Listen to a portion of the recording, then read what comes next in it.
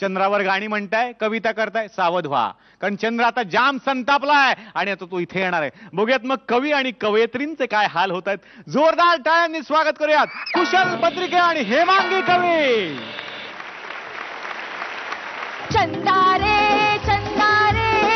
कभी तो जमी पर बैठेंगे बातें करेंगे. बोल काय म्हणतेस? तू कोण आहेस? ज्याच्यावरती कविता करून करून तुम्ही पोटाची खळगी भरता ना, तो मी चंद्र. तू आणि चंद्र? अरे पांढरी लुंगी नेसून आला म्हणजे कोणी काय चंद्र होत नाही. आणि चंद्र कधी असा दिसतो का? असा? असा म्हणजे कसा? अमावस्याच्या चंद्रासारखा. काय बोलतो तू? म्हणजे मला म्हणायचंय, तू आकाश सोडून इथे काय करतोयस? तू कोकलत होतीस ना, चंदारे जमी पर आ बोलेंगे बातें करेंगे, म्हणून आलो. अरे ते मी गीत गुणगुणतोय, पण बरं झालं तू आलास. अरे मी तुझ्यावर ना काही कविता रचले, थांब ऐकवते. मी माझ्या लाथेने उधळते ग्रह तारे, वा वा, आणि चिरडून टाकते त्या चंद्राला रे. चिरडून टाकते चंद्राला? पुढे ऐक. त्या चंद्राला मी टराटरा फाडलं आणि त्याच्यात ढगांचा कापूस भरून उधळला औसेच्या राती. औशीचा गो तुझ्या.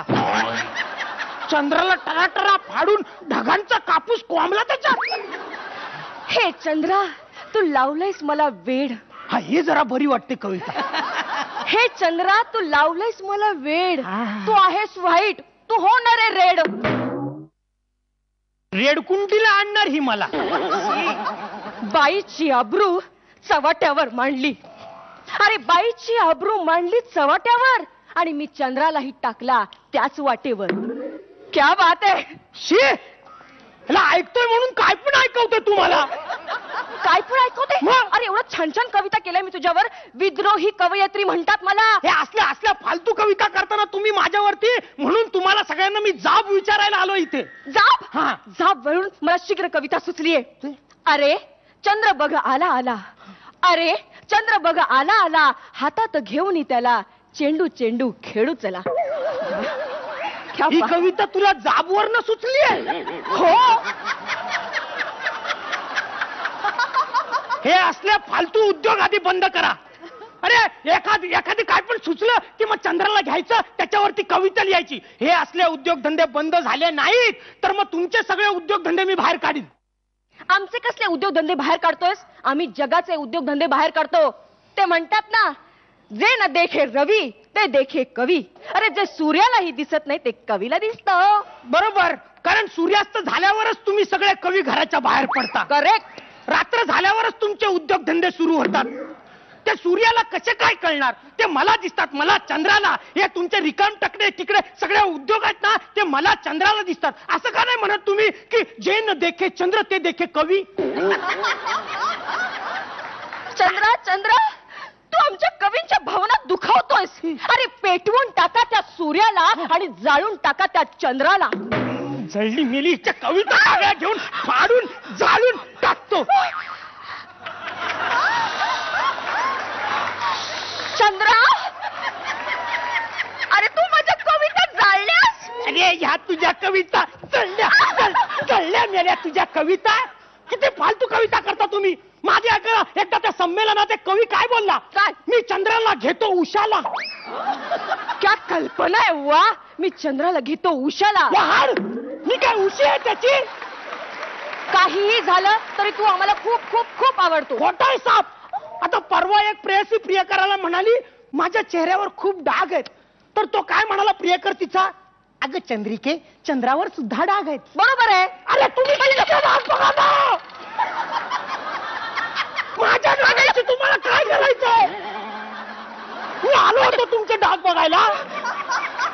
तुझ्यावर काही लिहिलेलं बोललेलं जर तुला चालत नसेल ना, तर मी सांगते आजपासून सगळ्यांना, चंद्रावर यापुढे काहीही लिहू नका आणि काहीही बोलू नका. आणि तसंही काही वर्षांनी तुझ्यावर कोणी काही लिहिणार नाही आणि काही बोलणार पण नाही. को? अरे चंद्र पृथ्वीपासून हळूहळू लांब जातोय, हे तुलाच माहित नाही. अरे तू जर का आम्हाला दिसला नाहीस तर तुझ्यावर कोण काय लिहिणार आहे आणि काय बोलणार आहे? म्हणजे पृथ्वीवरनं मी दिसणार नाही? नाही. मला पण ही पृथ्वी दिसणार नाही. अरे तुझं अस्तित्वच राहणार नाही. नाही. असं नको व्हायला.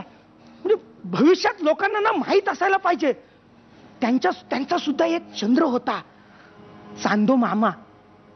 तेव्हा सुद्धा ना आईने बाळाला झोपवताना अशी अंगाई गायली पाहिजे. चांदोबा चांदोबा भागलास का, लिंबोणीच्या झाडा मागे लपलास का. हा हा हा, काय कविता करायचे तेव्हाचे लोक, आणि तुम्ही चेष्टा करता माझी. अरे मामा, नातं कसं असतं मामाचं? अधिकाऱ्याचं, वडिलकीचं आणि तसंच चेष्टेचं सुद्धा. तुझी छोटीशी एवढी चेष्टा केली तर त्यात एवढं काय बिघडलं? हे नाही आलं माझ्या लक्षात. नाही नाही, तुम्ही करा, माझ्यावर कविता करा, करा पण जरा चांगल्या करा. मला एक आत्ता सुचलीये. हा, सूर्य गेला अस्ताला, पाखरांचा थवा पांगला. सूर्य गेला अस्ताला, पाखरांचा थवा पांगला, आणि मी माझ्या घरात हळूच चंद्राला उलटा टांगला.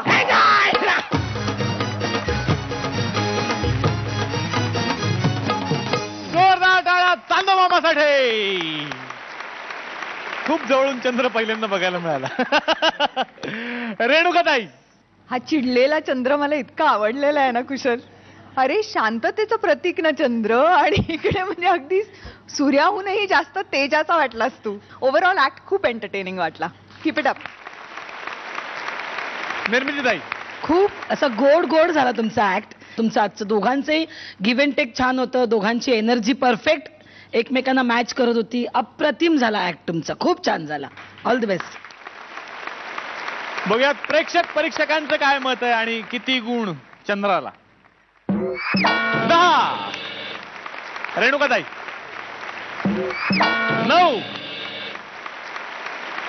आतापर्यंतचे 58, आत्ताचे 19, म्हणजे एकूण 77 गुण ही तुमची गुणसंख्या झालेली आहे. तेव्हा पुढच्या सगळ्या प्रवासासाठी आणि आजच्या एलिमिनेशनसाठी तुम्हाला खूप साऱ्या शुभेच्छा.